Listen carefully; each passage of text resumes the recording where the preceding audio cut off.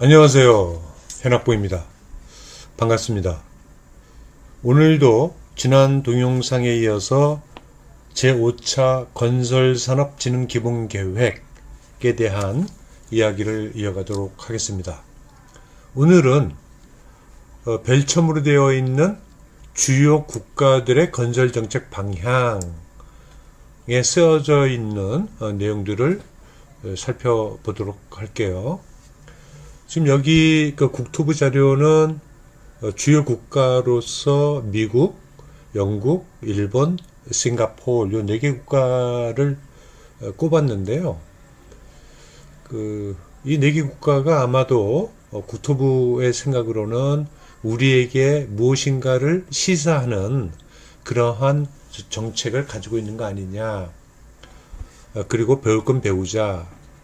이런 어떤 목적에서 써 놓은 것 같아요. 뭐 그런 이야기들이 구체적으로 뒤에 나오는 건 아니지만 이걸 썼을 때는 뭔가 이유가 있지 않겠습니까? 그래서 어쨌든 배울 건 배워보자. 우리가 좀 충격을 좀 받아야 되는 거 아니냐. 뭐 이런 의도가 있다면 뭐 괜찮은 것 같습니다. 그런데 이 미국, 영국, 일본, 싱가포르, 뭐 이 기타 국가들에 대한 것들을 우리가 공부를 할 때, 일단 기본적으로 이런 국가들과 우리는 다르다라고 하는 인식을 먼저 하셔야 됩니다. 그냥 무조건, 저런 거니까 저런 거 따라 하자. 이건 안 된다는 거죠. 지금 대표적으로 여기에 지금 4개 국가인데, 미국, 영국, 싱가포르는요, 일단은 법 시스템 자체가 틀려요. 이런 국가들은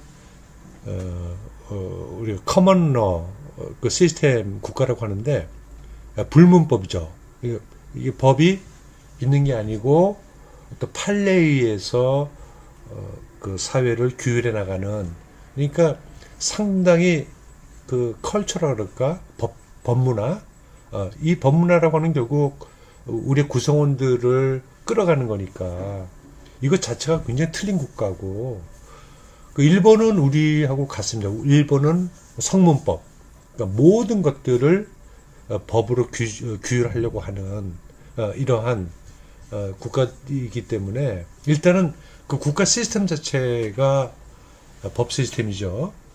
이게 다르다라고 하는 걸 인식을 해야 되겠고, 그리고 각 국가들이 전부 틀리잖아요. 그 국가들이 갖고 있는 건설의 환경, 예를 들면 인프라가 어느 정도 수준에 좀 와 있고, 그 다음에 그 국가에서 매해 발주해내는 그런 공사의 규모, 그리고 부족한 어떤 그러한 그 공사의 어떤 그러한 범위들, 이런 것들이 전부 다 다를 거고, 그리고 그 국가에 속해 있는 우리 업체들, 건설업체들의 수준, 예를 들면 설계 능력이라든지, 그 다음에 시공 능력, 그거 말고도 예를 들면 설비의 어떤 그런 제작 능력, 그 다음에 특허에 대한 문제, 그 다음에 관리 능력, 이런 것들, 이런 전문성들을, 건설 산업에 필요한 전문성들에 대한 수준들이 다 틀리죠, 그죠? 그렇기 때문에 그냥 무작정 단순 비교하는 거는 이거는 맞지 않다라고 하는 게 제 생각입니다. 어쨌든 지금 써져 있는 어떤 내용들을 살펴볼게요. 이거 지금 잘 안 보일 것 같으니까 제가 이걸 화면을 좀 키워보겠습니다.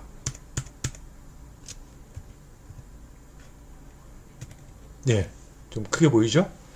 미국의 경우, 미국은 경제 활성화와 일자리 확충을 위해서 향후 5년간 5,500억 달러 규모의 인프라 투자하겠다. 노후화된 공공인프라를 개선하겠다. 공공인프라라고 하면 대표적으로 도로, 공항, 교량, 뭐 항만 등등이 있겠죠. 이런 것들을 개선하겠다. 미국은 뭐 정책 방향이라기보다는 시장을 크게 가져가겠다라고 하는 거고, 뭐 정책, 여기서 정책이라고 하는 거는 뭐 공공인프라 하겠다, 개선하겠다. 우리나라도 사실은 이제 노후화된 어떤 공공인프라 슬슬 손댈 때가 됐고, 이미 여러 가지 문제가 좀 발생하고 있잖아요. 그래서 이런 쪽에 정부가 예산 이게 예산의 문제죠, 결국은. 미국 예산. 5,500억 하면 이제 상당히 큰 금액이죠. 큰 금액을 쏟아붓겠다. 근데 미국의 이런 상황이 우리에게 어떤 도움을 줄까? 우리가 미국 시장에 가서 뭐 시공할 수 없잖아요. 이거는 또 기술 능력도 그렇고. 어쨌든 이건 미국은 그렇다 이런 얘기죠. 여기 보면 GDP 대비 공공 인프라 투자 비율이 2014년 기준에 미국은 2.4%다. 중국 9%다. 유럽은 5%다. 그러면 우리나라는 어떻게 되냐? 우리나라는요, 2017년도 기준으로 봤을 때 GDP 대비 1.5%. 그러니까 퍼센티지로 굉장히 낮죠. 그런데 이것도 그 단순히 퍼센티지로 볼 건 아니에요. 제가 보니까 이게 그 GDP, 이게 2018년도 10월 기준으로 해서 GDP의 순위를 쭉 이렇게 써는 거거든요. 그러니까 미국이 1등인데 GDP가 이게 단위가 100만 불이에요. 그래서 요거 보면 20조 불 달러가 되는 거고, 그다음에 중국이 13조, 그다음에 일본이 5조, 지금 이제 미국 이렇게, 그다음에 유럽이라고 하는 것은 독일, 영국 뭐 이런 게 프랑스가 될 텐데 4조, 뭐 3조 이렇게 갑니다. 우리는 어떠냐? 1조 6천억 달러 정도예요. 그러니까 여기에 1.5%다. 그리고 미국은 20조에 2.5%. 이거는 크기에서 비교가 안 되는 거죠. 그러니까 GDP 규모를 가지고 또 계산해 보면 상당히 다른 어떤 또 생각을 해봐야 된다. 그러니까 여력이 있는 국가들, 우리는 좀 여력이 없는 국가들, GDP의 수준을 보게 되면, 그렇기 때문에 이제 절대 금액 가지고 안 되니까 이제 퍼센티지 가지고 하는데, 퍼센티지는 조금 늘릴 필요는 있다, 이렇게 생각을 합니다. 그리고 5년간 5,500억 있는데 그 트럼프 대통령이 2018년도 신년도에서 1.5조 달러를 풀겠다 이렇게 얘기를 했었거든요. 그래서 숫자에 대해서는 제가 조금 잘 이해를 지금 못하고 있습니다.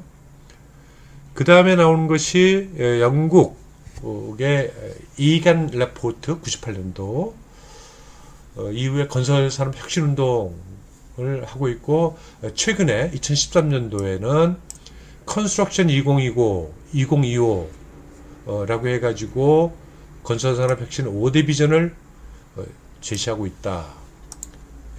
요거는 영국 거는 그야말로 국가의 정책 목표가 발표가 된 거고요.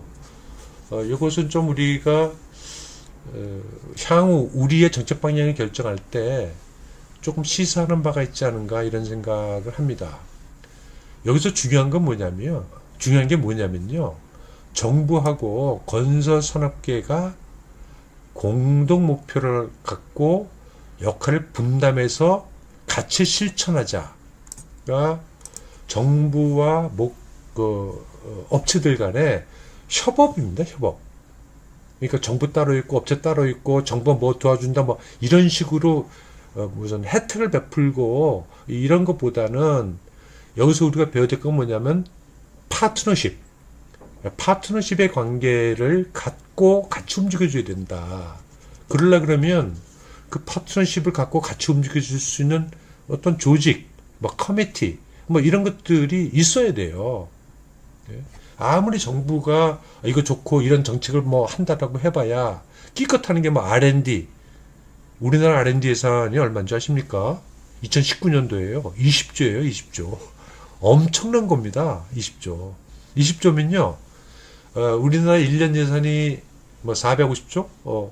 그 중에서 그 정부 건설 지출로 쓰는 게 30조에서 40조 된다 그랬잖아요. 근데 R&D 예산이 우리 그 정부의 그 건설 예산 뭐 한 3분의 2 정도 가는 겁니다. 엄청난 규모의 R&D를 하고 있어요. 그런데 그 R&D 결과가 뭐냐? 조금 이거 좀 고민 좀 해봐야 되지 않나? 뭐 R&D를 제가 뭐 폄하하는 건 아닌데 R&D라고 하는 것은 뭐냐면 R이 Research and Development 맞죠? 예. 그래서 그 연구개발 비용인데요. 이게 뭐 혹자는 그 연구를 하시는 분들 그냥 먹여주는 돈이다. 결과 가지고 나아진 게 뭐 있느냐 이런 뭐 악담을 하는 사람들도 있습니다. 어쨌든 좀 R&D 잘 해야죠. 그만큼 쓰고 있으니까 좀 좋은 쪽으로 이렇게 그야말로 파트너십의 어떤 그런 정신을 가지고 해야 되지 않나 이런 생각을 해봅니다. 그래서 컨스트럭션 2025를 보면 그 비전으로 좀 어떤 철학적인 어떤 그런 이야기들을 하고 있어요. People, Smart, Sustainable, Growth, Leadership 이렇게 하고 있고요. 그리고 이거는 뭐 목표라기보다는 이러한 비전을 가지고 실천을 했을 때 이거는 업계와 정부가 같이 이런 효과가 있는 거 아니냐 이런 결과를 가져올 수 있는 거 아니냐 이게 희망이죠. 희망. 그래서 이 컨스트럭션 2025의 그 레포트 그 보고서를 제가 이렇게 다운을 받았습니다. 이게 컨스트럭션 2025 발표한 내용을 요약한 거고요. 이게 보시면 이것도 좀 키워볼게요. 인더스트리얼 스트레이티지 전략이죠. 산업 전략으로서 뭐라고 써 있냐면 그 Government and Industry in Partnership이에요. 굉장히 중요한 시사점을 주고 있다. 정부 따로 업계 따로가 아니다. 한 팀이다. 팀 구성해서 우리가 이제 영국 이게 어떤 그런 건설 산업 그리고 이들이 지금 궁극적으로 고민하고 있는 거는 해외예요. 해외. 그러니까 영국이 이제 자기들의 민간 시장을 이러한 비전을 통해서 확고히 하고 그리고 해외를 잡아먹자. 이러한 그런 포부를 밝히고 있습니다. 그 내용을 보면 뭐 이렇게 돼 있고요. 이거는 여러분들 인터넷에 검색해 보시면 뭐 금방 나오는 거니까 찾아보시고 이 서머리도 있고요. 네. 그래서 여기 보면 돼 있잖아요. 여기 보면 이게 컨스트럭션 2025가 우리가 가야 될 길이다라고 하는 결론을 얻었고 이게 조인트 스트래티지 그러니까 일방이 해서는 안 된다. 같이 하자라고 하는 거고 인더스트리하고 산업계와 거버먼트가 will work together라고 했잖아요. 그래서 이 영국을 글로벌 컨스트럭션의 어떤 그 선도적인 그러한 롤을 가지고 개척을 할 수 있도록끔 가자. 야, 이거 정말 영국이 건설 산업에 대해서 다시 생각을 하고 이제 세계 건설 시장을 리드하려고 하는 그러면 세계 건설 시장을 리드하려고 그러면 우리가 준비가 돼야 되는데 준비하려고 그러면 이런 비전이 필요하다. 그리고 이 비전이 바로 이렇게 되어 있는 거죠. 우리가 국토교통부에서 뺏긴 게 여기 있죠. People, Smart, Sustainable, Growth, Leadership 이렇게 되어 있습니다. 그리고 여기 보시면 그 결과로서 그 공사비를 다운시키고 그 다음에 공사 기간도 다운시키고 탄소 배출 이것도 좀 줄이고 그럼 이게요. 이게 뭐냐면 국제건설 시장, 해외건설 시장을 좀 크게 하자. 50% 이상 늘리자. 이렇게 하고 있고 이 글로벌 컨스트럭션 마켓의 규모가 2025년까지 70% 이상 성장할 거다라고 하는 희망을 얘기를 하고 있습니다. 그래서 이제 피플 쪽을 보게 되면 피플 쪽은 이건 이제 그 두 가지인데 이 건설 산업의 그간의 부정적인 이미지를 좀 바꾸자. 그래서 건설 사람이 정말 이런 희망이 있는 국민들에게 사랑받는 그런 이미지를 갖도록 해야 되는 거 아니냐. 그리고 그러기 위해서는 그 건설 산업에 종사하는 사람들의 실력을 높이자라고 하는 겁니다. 그래서 인력에 대한 어떤 그러한 수준 향상, 이것을 목표로 하고 있고요. 그 다음에 스마트해야 된다라고 하는 건데, 스마트해야 된다라고 하는 것은 이건 뭐 대두죠. 그러니까 이게 디지털, IT 기술을 활용한 어떤 그러한 엔지니어링, 시공, 관리, 이런 것들을 해서 어떤 혁신을 이뤄가야겠다라고 하는 거고, 그래서 여기서 얘기하는 게 BIM, 이거는 뭐 세계적인 화두입니다. 그래서 BIM에 대해서도 상당히 강조를 하고 있다라고 하는 거고, 그 Sustainable이라고 하는 것은 이건 전 세계의 목표죠. 그래서 탄소를 줄이고, 이건 이제 지구 환경이죠. 이런 것들에 같이 동참할 수 있는 그런 건설 산업이 되지 않으면 이게 앞으로 우리 글로벌 환경에서 생존하기가 쉽지 않겠다라고 하는, 이거는 우리도 이제는 이것을 정책 방향, 커다란 정책 방향, 50년, 100년의 정책 방향으로 가져가야 되는 게 아니냐. 모든 국가가 이제 이렇게 가고 있어요. 그 다음에 이제 성장에 대한 이런 이야기를 하고 있고요. 그 다음에 리더십. 이게 그냥 리더십 볼 게 아니고요. 아까 얘기했듯이 정부하고 민간이 파트너십으로 같이 가자, 팀으로 가자라고 했잖아요. 그래서 이게 컨스트럭션 리더십 카운슬이라고 하는 것을 만들었고, 이 실질적으로 이런 비전을 실현하는 액션 플랜은 정부가 만드는 게 아니고 이 컨스트럭션 리더십 카운슬을 통해서 만들어내고 실행해 나가는 이러한 구조를 갖고 있어요. 그러니까 정부가 시키고 민간이 듣는 이런 그 구조가 아니라고 하는 거죠. 이거는 정말 전문가들의 자율성, 그리고 그 자율성에서 나올 수 있는 그런 창의성, 혁신성, 이런 것들에 우리도 좀 더 집중할 필요가 있다. 집중이 아니라 우리는 아예 없으니까 만들어야죠.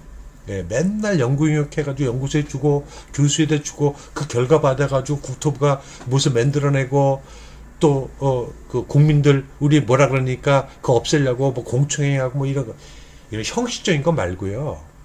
정말 전문가 집단을 형성을 하시고 그 전문가 집단의 이야기들을, 그러니까 이 얘기는 뭐냐면 그 전문가 집단이 제대로 된 전문가 집단이 돼야 된다. 그래 제대로 된 액션 플랜을 가질 수 있는 정책을 만들어서 이야기할 거 아니에요. 이게 바로 진정한 파트너십이 될 거다. 어쩐 요걸 제가 강조하기 위해서 이거를 지금 쓰고 있습니다. 이거를 보여드리고 있는 건데, 내용들이 여기 보면 뭐 이 친구들이 괜히 나온 게 아니고 우리 흔히 얘기하는 스워트 분석이라고 하는 거죠. 강점은 뭐고 약점은 뭐고 그리고 기회와 위험, 이런 것들을 전부 다 고민을 하고, 이런 것들은 전문가 조직들이 해야겠죠. 그래서 그런 어떤 그런 좋은 정책을 만들어냈을 때 국가가, 정부가 그것을 수용해주는 이런 시스템을 가야 되는 거 아니냐. 그렇게 생각을 합니다.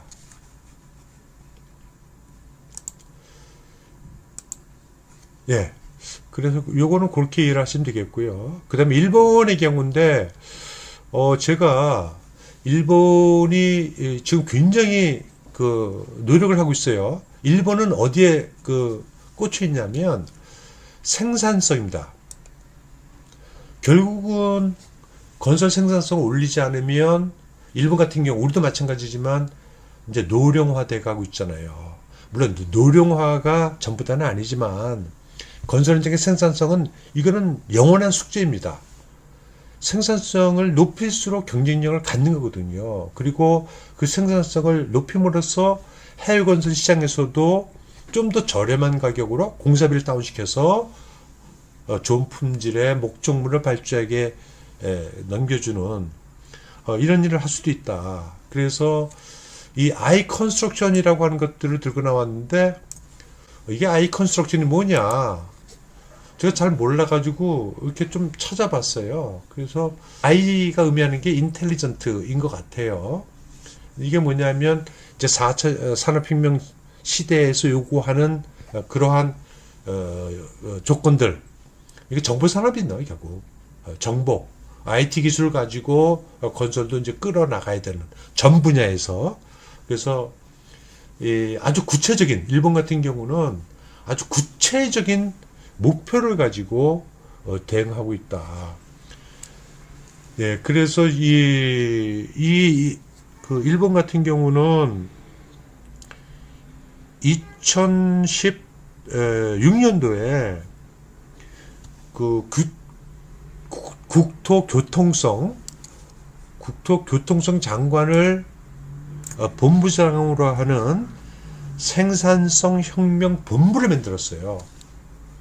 조직이 굉장히 큽니다. 모든 그 국장들은 전부 다 참여하고 거기서 으쌰으쌰 해가지고 생산성 20% 향상을 위한 목표를 정하고 실질적으로 추진해 나가고 있어요.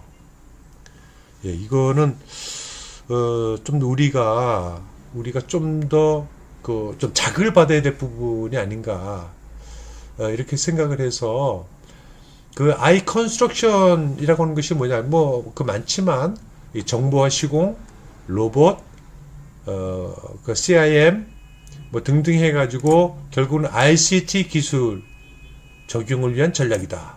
정보통신이죠. ICT는 Information Communication Technology. 그래서 결국은 ICT 기술을 적절하게 어떻게 건설 산업의 전 과정에 매출시켜서 가져갈 수 있을 거냐.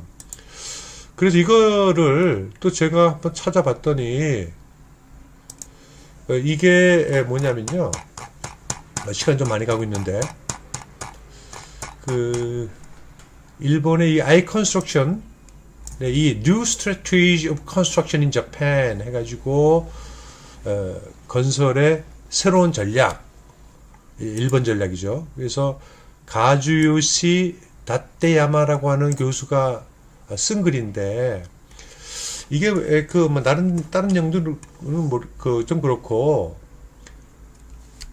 예를 들면은 이 어스웍에 있어서 ICT를 어떻게 접목할 거냐. 이 어스웍이라는 게 뭐냐면요, 그 흙 갖고 작업하는 거, 흙을 파내고 메꾸고 하는 작업들, 모든 공사는 다 흙 위에 서 있거든요. 그래서 이게 시작을 하는, 모든 것을 시작하는 그런 작업입니다. 여기서부터 이제 시작을 했어요. 굉장히 발전했습니다.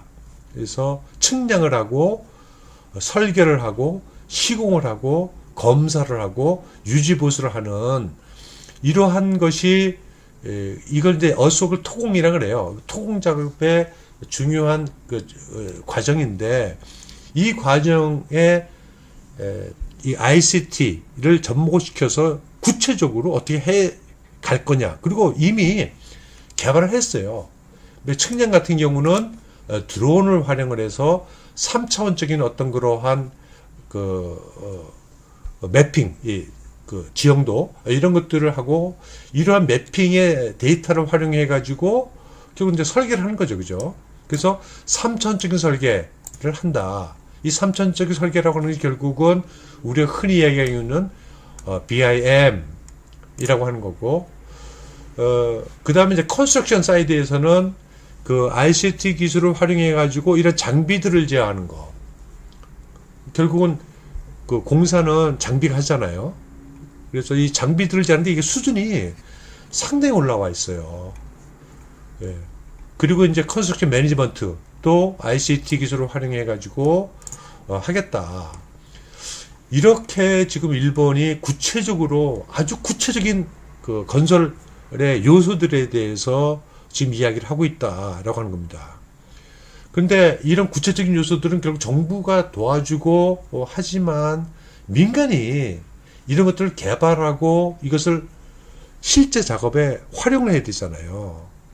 그래서 그 또 다른 거 이렇게 쭉 보시면 이게 보시면 이거는 시간 좀 가도록 할게요.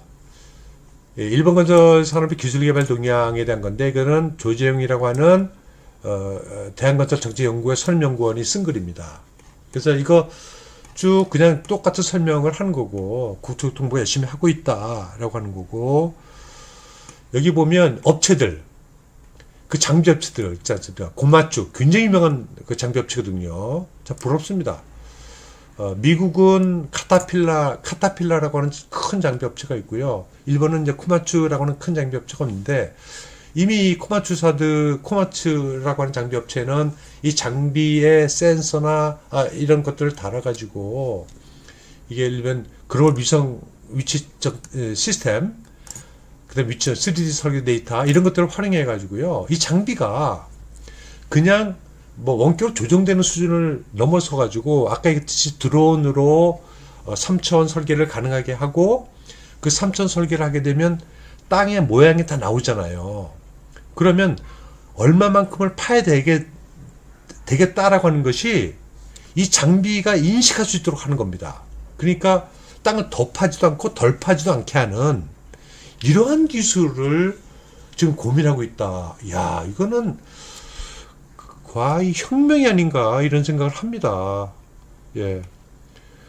그리고 고마츠뿐만 아니라 히타치도 여러 가지 이제 ICT 기술을 접목해서 좀 도와주려고 하고 있고 이런 장비 업체들뿐만 아니라 건설 업체들 시미즈 그 다음에 다케나카 오바야시 다이세이 그 다음에 가지마 진짜 이거 장비업체, 건설업체 모두가 정부와 협력을 해서 이제 실제 건설 산업에 적용돼야 되는 요소 기술들을 ICT의 기반으로 가져가서 하고 있다. 일본이요. 세계 건설 시장을 이거 가지고 먹기 시작하면 당연할 수가 없어요. 생산성이 당연히 올라가잖아요. 참 걱정이 됩니다. 그래서 우리 정부도 열심히 노력하고 있다. 제6차 건설진흥 기본계획 2018년부터 22년까지 적용되는 열심히 노력하고 있다라고 하고 있는 거고요. 좀 진짜 분발했으면 좋겠습니다. 그래서 전략이 해가지고 쭉 나와 있는데 너무 이거 나열하고 있는 거 아닌가 하는 생각이 듭니다. 좀 구체적으로 할 수 있는 거 정해가지고 했으면 좋겠어요.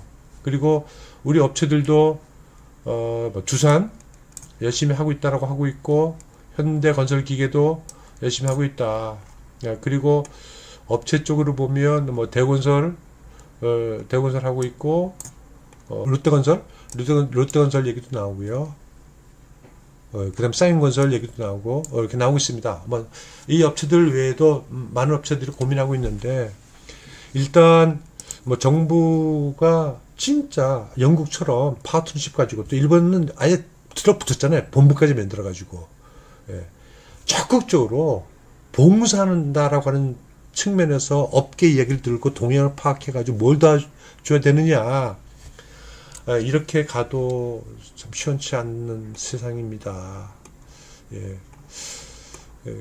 그나마 지금 아까 일본 거 있지 않습니까? 일본의 이 교수가 결론에서 이야기하고 있는 게 있는데요.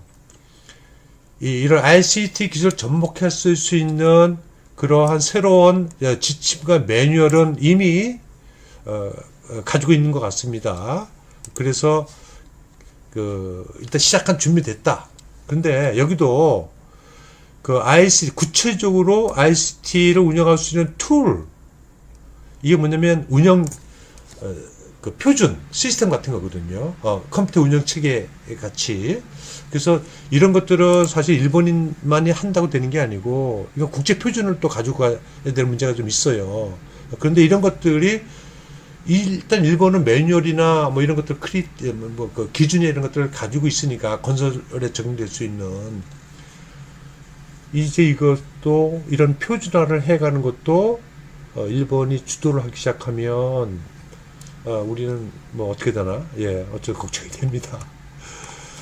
그래서 참 우리가 진짜 많은 걱정을 좀 해야 되는 시점이 아닌가 이런 생각을 합니다. 그 다음에 이제 싱가포르 얘기인데 싱가포르 도시국가고요. 이런 싱가포르도 사실은 싱가포르 같은 경우는 우리 건설업체 많이 나가고 있잖아요. 근데 싱가포르이 발주자로서 뭐 BIM 자기들 이제 관리수단으로서 이런 것들을 사실은 요구를 하죠. 지금 뭐 싱가포르뿐만 아니라 많은 해외 발주자들이 BIM 물통 공정관리 그 다음에 시공관리 뭐 이런 것들을 요구하고 있기 때문에 설계부터 이런 것들은 이제 대세예요. 우리가 뭐 안 하고 싶다고 해서 안 할 수 있는 이런 문제가 아닙니다. 이거 뭐 너무 이야기하다 보니까 30분이 넘어갔네요. 여기까지 하겠습니다. 감사합니다.